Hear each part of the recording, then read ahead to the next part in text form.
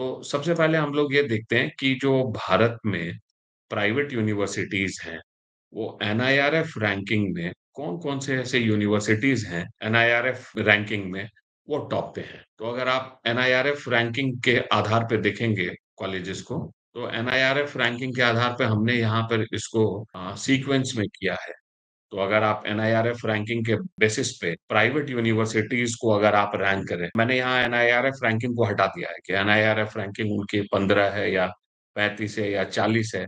Engineering colleges में कौन सबसे ऊपर है और वो किस तरह से अरेंज्ड है। तो अगर आप देखेंगे तो वीआईटी वेलोर सबसे हाइली रैंक्ड प्राइवेट इंस्टीट्यूशन है एनआईआरएफ में। उसके बाद एसआरएम है, फिर बिट्स पिलानी है। अगर हम ये टॉप 3 को भी डिस्कस करें, तो टॉप 3 में देखिए ये वेलोर और एसआरएम से अगर क्वालिटी में आप मेरे से बात करेंगे, तो बिट्स पिलानी ज़्यादा बेहतर है। अब मैं आपको इसको समझाता हूँ कि ये 1, 2, 3 पे आपको दिखेगा, आप जो पैकिंग ऑर्डर देखेंगे एनआईआरएफ की रैंकिंग में जाकर, लेकिन ये पैकिंग ऑर्डर जो है एक्चुअली इस तरह का है नहीं, अगर आप इसको सही तरीके से समझेंगे तो। मैं आपको समझाता हूँ कि जो वीआईटी वेलोर है, उसका अगर आप हाईएस्ट पैकेज देखेंगे तो वो 88 एलपीए था, वो 1 करोड़ और ये सब भी आप बहुत सारे चीज़ों को आप देखते हैं उसमें मार्केटिंग इसमें।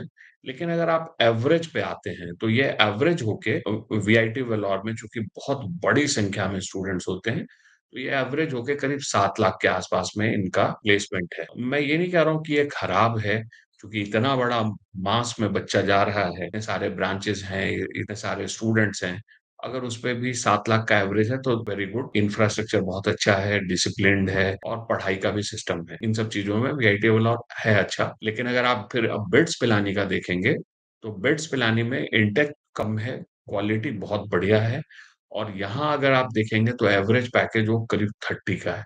तो बिट्स पिलानी नो डाउट वो वीआईटी वेलोर से कहीं बेहतर है।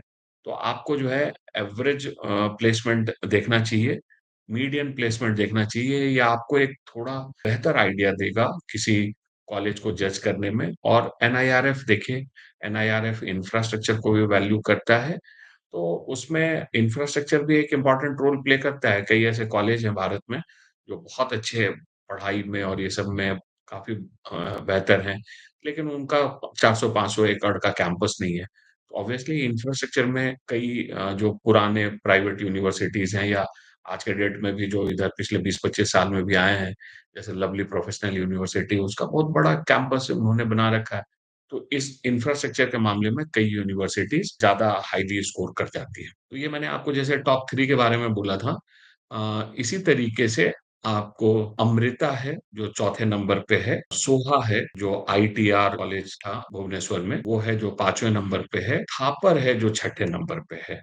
तो नॉर्थ इंडिया में अगर आप देखेंगे, तो बिट्स पिलानी के बाद थापर है जो रैंकिंग में ऊपर है। फिर आता है एमआईटी नोएडा, चंडीगढ़ यूनिवर्सिटी। इसके बाद है ये केएलई, ये Koneru Lakshmaiah education foundation university है। ये आंध्र प्रदेश में है और आंध्र प्रदेश में जो ये यूनिवर्सिटी है, ये अभी थोड़ा दूसरे कारणों से भी न्यूज़ में है। वो है कि इन्होंने अपने यूनिवर्सिटी की एक्रेडिटेशन के लिए जो ऑफिसर्स हैं, उनको इन्होंने ब्राइब वगैरह देने में इनका नाम आया है। इसके बारे में भी आप आर्टिकल पढ़ सकते हैं कई न्यूज़पेपर में।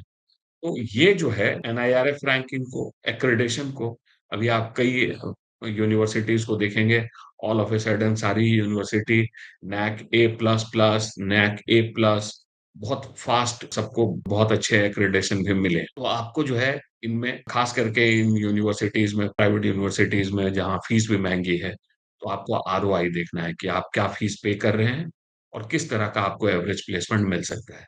ऑब्वियसली अपने आप को भी देखना है कि आपको किस तरह का कम्फर्ट चाहिए।